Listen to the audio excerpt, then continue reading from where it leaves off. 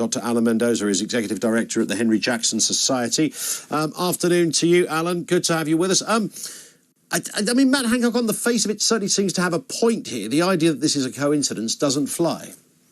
Of course, it's possibly not a coincidence. I mean, no one's got proof because the Chinese authorities refuse to cooperate, which tells you something in itself. Yeah. We know the WHO went over there. We know they concluded that it was a possibility. They couldn't get access to the right places. We know that the FBI and other US agencies have said that the lab leak theory is a valid one. So why the British government thinks it isn't, when it's quite obvious to anyone with half a brain cell this is possible, is beyond me. And it must be appeasement that's a reason for this. Well, indeed. And appeasement, I mean, considering the enormity, I mean, this was a sort of a virological warfare going on here in many respects. You know, it closed economies. People died not just with the virus, but they died of other things as well. We closed hospitals and departments and businesses and goodness knows what else, schools, the local pub couldn't give you a pint. Goodness me, I mean, the devastation of this.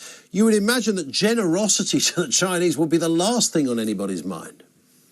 Of course. And I think, you know, the reality is that whether the original source of this virus was indeed the animal market or the lab leak, either way, China's got a case to answer for what happened. We know full well that they knew that this virus was spreading and did nothing about it. In fact, they persecuted the doctors and others who revealed things in China about it. We know what happened to them.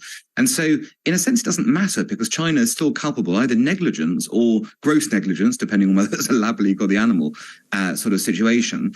And as a result, you have to wonder, why is it that we are so scared of China and so scared of saying this when it is so obvious to anyone looking at it that this is at the very least a possibility? Well, indeed. And I can't imagine if somebody accidentally detonated a nuclear bomb somewhere that we would be quite this generous with a rather moody version of events from the perpetrator.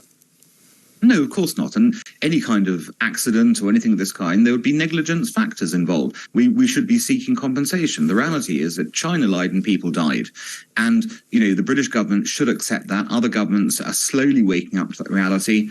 They don't want to say anything because they're worried that China will punish them as a result. But the standard line in this is the more people that say it, the more people that stand together, the less likely there will be for the Chinese despots to have a go. But if you do it on your own, it's a problem. But there are other people doing it already. Well, so I was going to say, why do you think, Alan, that the collective might of, you know, at the very least, Western governments, European governments, for example, if you take the UK, France, Germany, Spain, Portugal, Italy, that's quite a healthy and powerful collective to go to China and say, right, you've got to sort this one out. You throw the United States in as well, but even without them, it's a healthy collective to go to the Chinese and say, right, we need answers here, mate, because if you don't give us answers, there's going to be penalties for not giving us answers. Well, that's what should be happening. Countries should be clubbing together on this basis and saying, we're not prepared to accept your lack of response and your lack of cooperation as the baseline here. We do want action, and they should be going together to do that because you stand more chance of succeeding. They're obviously worried, though, aren't they, Ian, about trade. It all comes down to money at the end of the day. And I hate to say it, but we appear to be worse affected than others. It's notable that Canada, the USA, the EU, for example, have just banned TikTok from government employee devices. Our government not so interested in that. Why?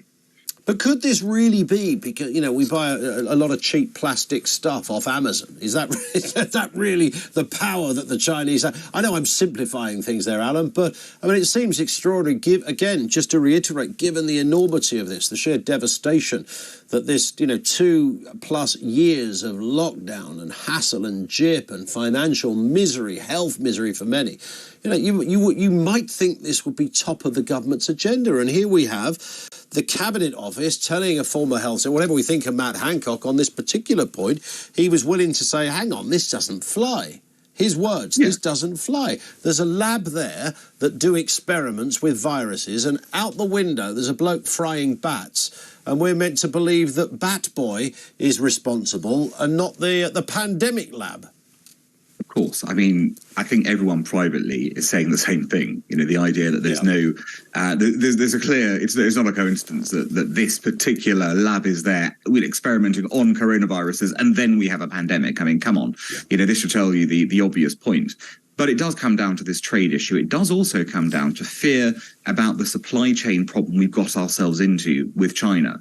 A number of Western countries, ourselves included, have made ourselves dependent on China in a similar way to Western Europe made itself dependent on Russia for gas.